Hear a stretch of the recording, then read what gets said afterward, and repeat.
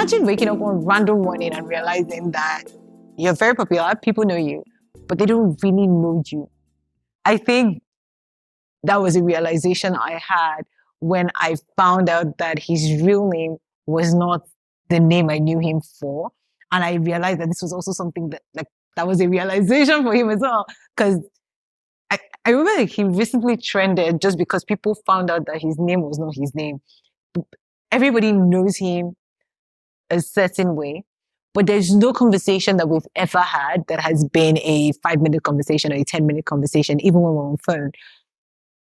There are levels and layers to this person. Such an interesting person, to be honest. And I'm so excited that I got to speak to him. When I first had the idea for Unbranded Conversations, I had done them virtually.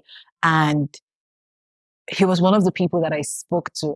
I remember that we went on and on for almost 4 hours and people were asking us for more. And that's when I knew that this had to be a physical conversation. There are layers to him. He's not going to speak for too long, because the day that we had this conversation, he needed to run. And this is probably the shortest, actually it's not probably, this is the shortest conversation we've ever had in our whole life together. This Unbranded conversation was the shortest.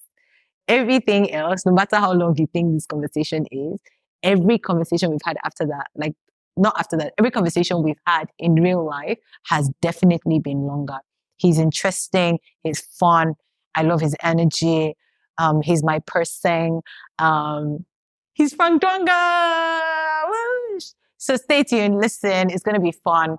There are going to be sides of him you've never seen before. You probably didn't know a lot about him, but you'll find out when you're done listening to this. Don't forget, ask questions and start a conversation when you're done listening. Yeah.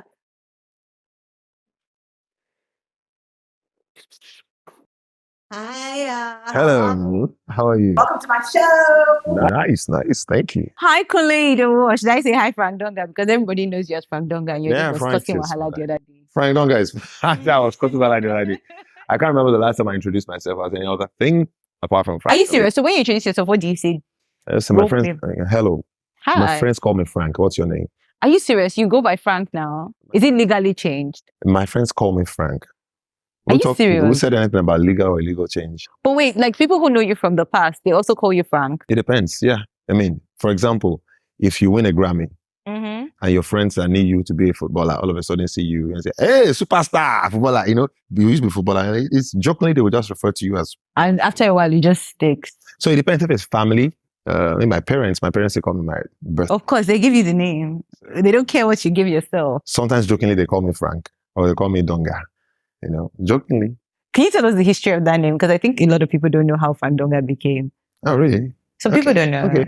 How did you choose the name specifically? I know it was on Indani TV and all that, but how did you choose the name? It's as random as it can be.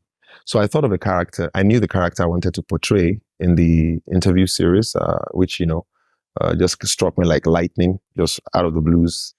After I had spent some months ruminating about why do people fear interviews, job interviews, people are always petrified. Why do people fear visa embassy, interviews at visa interviews at embassies? Why are people so scared of meeting their potential or future parents-in-law? My dad said, you come and see him. Hey, he frightened. Babe, my mom said she wants like to meet you, come for lunch. Everybody's always so scared, because of the interview scenario. Anything that puts people in a situation where they have to answer questions and defend their honor in a seated environment where, you have to prove yourself. People always are frightened by that. So I thought it was the most natural thing for me. I used to be a very shy person, by the way. I couldn't even hold a conversation with a stranger for 10 seconds. Yeah. I was very, very female shy. I know, right? What does female shy mean? I didn't talk to girls. Not even talk to my cousins was a problem. Why? I just felt very shy. Generally talking to people, girls made it worse.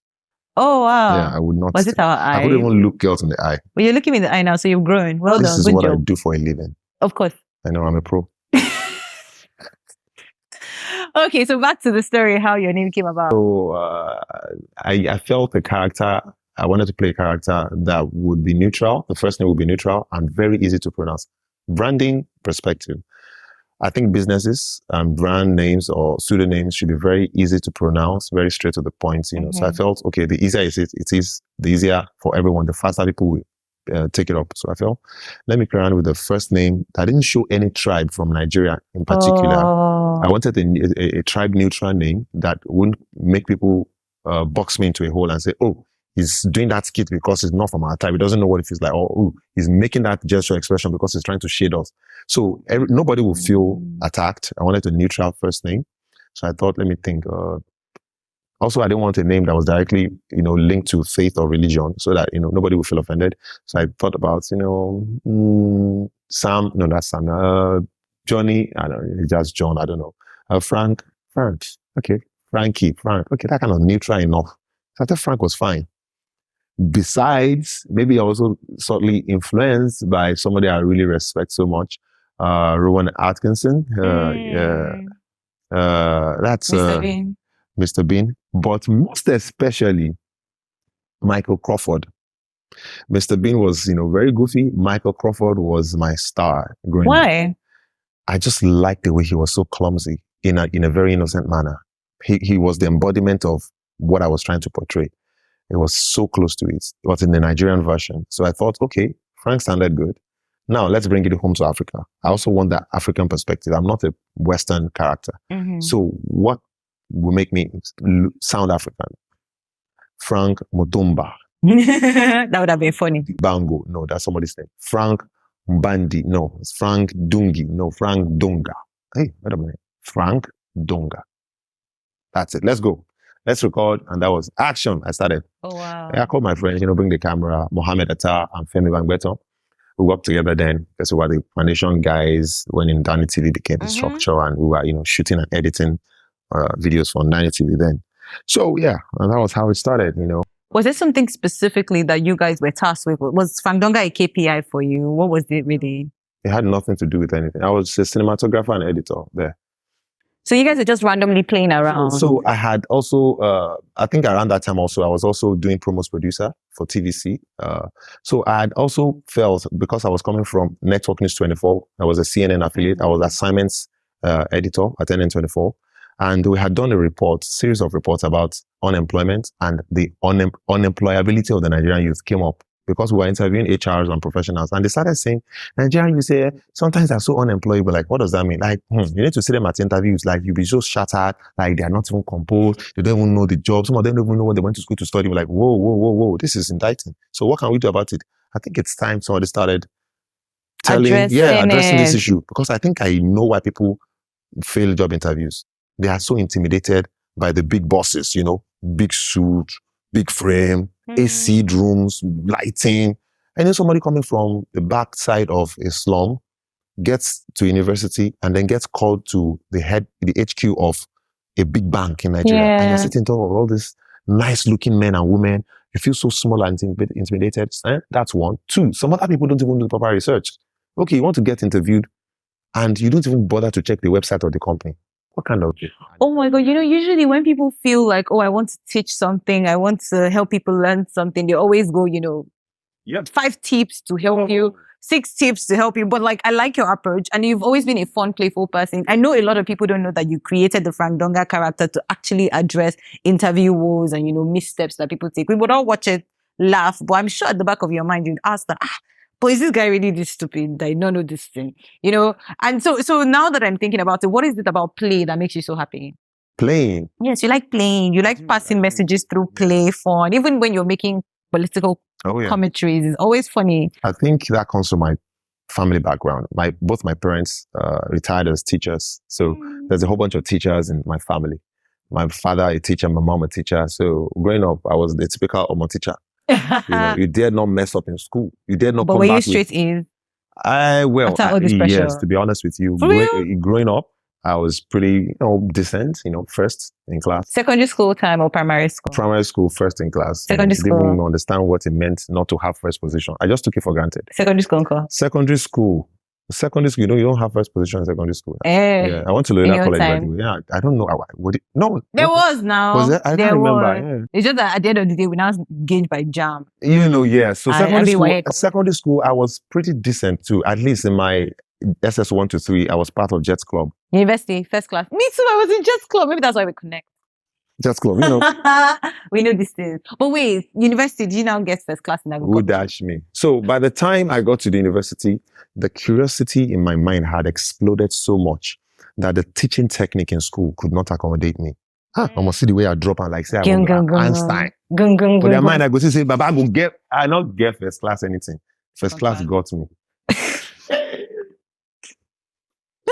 Deep Abby. Oh my God. Quotable quotes. I'm telling you. I'm proud of you. Well you done. know, so the lecturers would teach, and while they're teaching, I'm lost. I'm just following it. And when they're like, any question, Baba, I do get question. So, sir, you mentioned to synchronize heat in cattle, we use a hormone called stabelsterol. Now, how many milligrams of stabelsterol per body weight of animal? And where time? I'm like, bro. And the lecturer is like, what on? Who's that kid?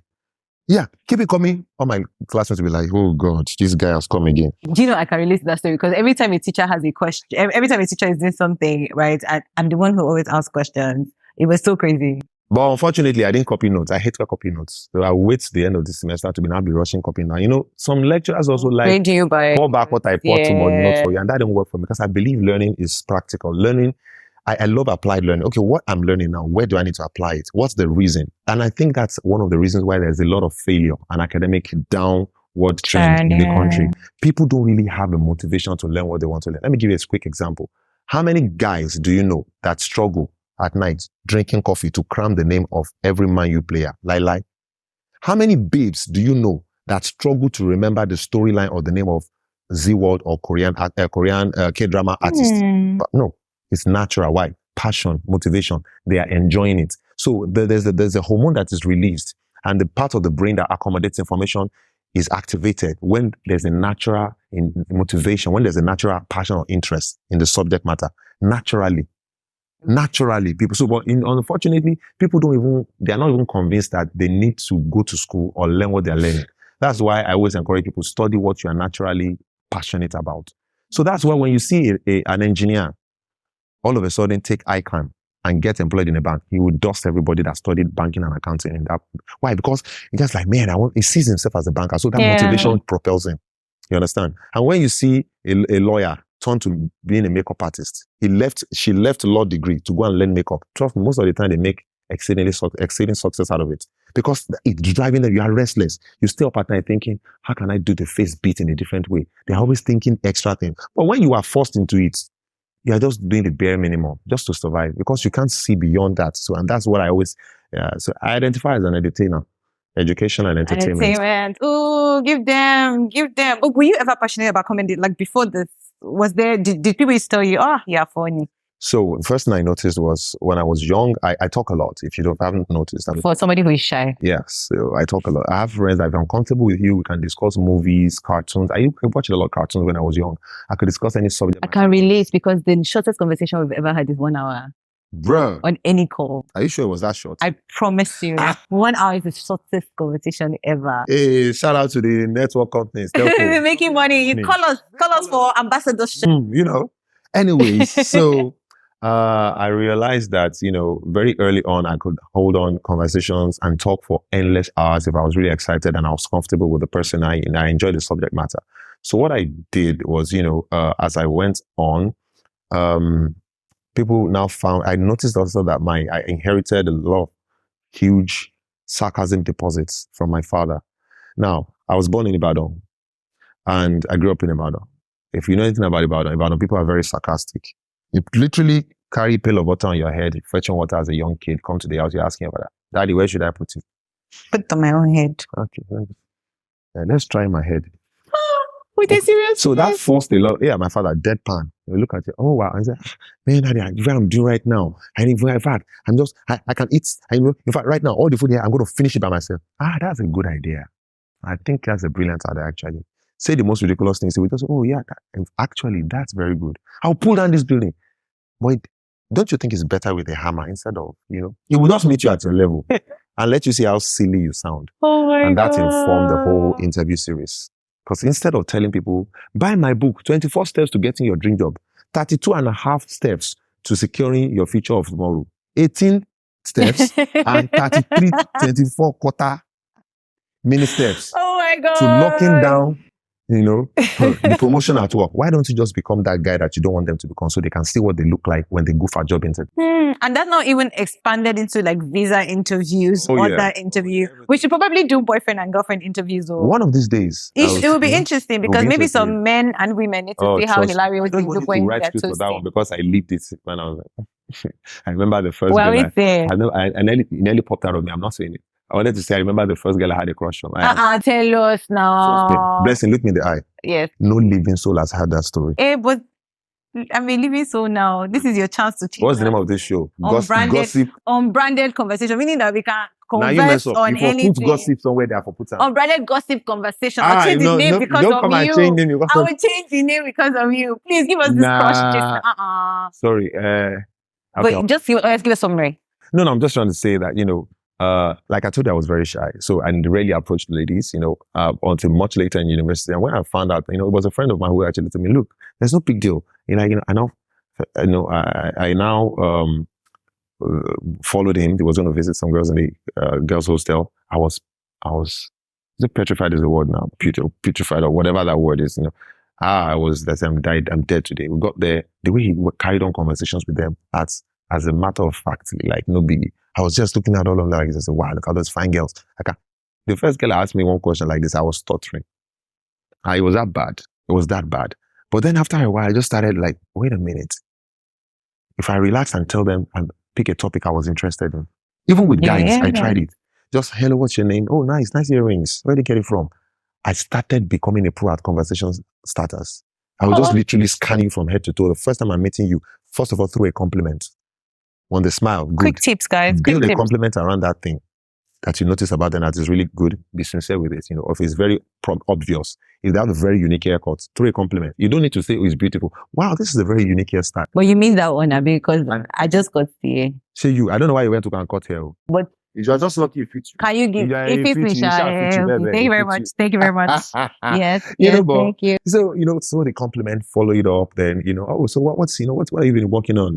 Let them lead it. So there are tips like genuine curiosity in other people. Days, I'll write a book about it, So you take away the focus from people, from yourself to people, and that takes away the shyness. Put the pressure on their chest. Yeah. Put the pressure on them, allow the pressure to go back to where it's coming from. Quick tip. And people like to talk about themselves. I'm telling you, just create the avenue for them to go, oh, lovely hair. What's informed this style? Yeah, so I needed water to touch my scalp. Interesting. Yeah, and I wanted breeze to blow so I can enjoy that thing that you people enjoy.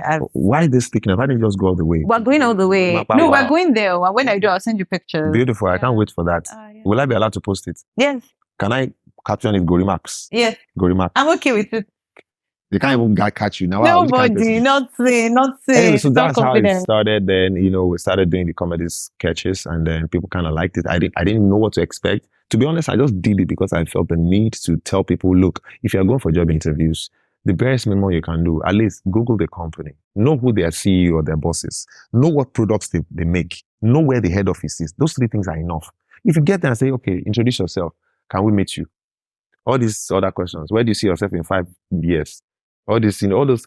Well, imagine they just ask you, what do you think about our company? Sir. Sir. With the Donga shirt. Did you pick that shirt on purpose?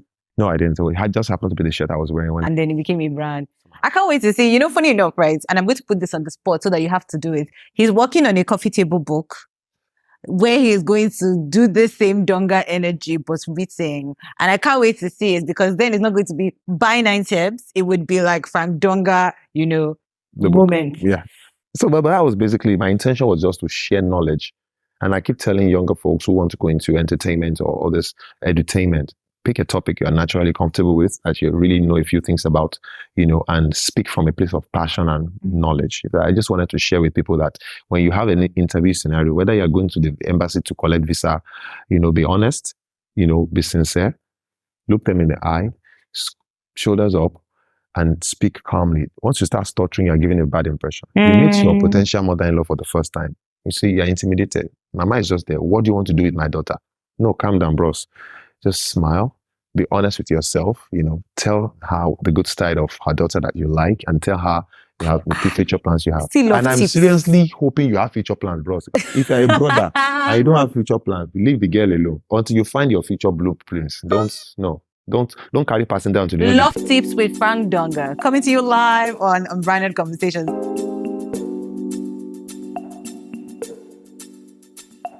When you meet me, assume I'm not mentally okay. You know why? You know why I always clean public toilets? Non, je ne crois pas. Je ne crois pas. Je ne crois pas. C'est parce que c'est très I write facile. better than I speak. No. You think it's easy? Baba, shut up. You don't want to go there.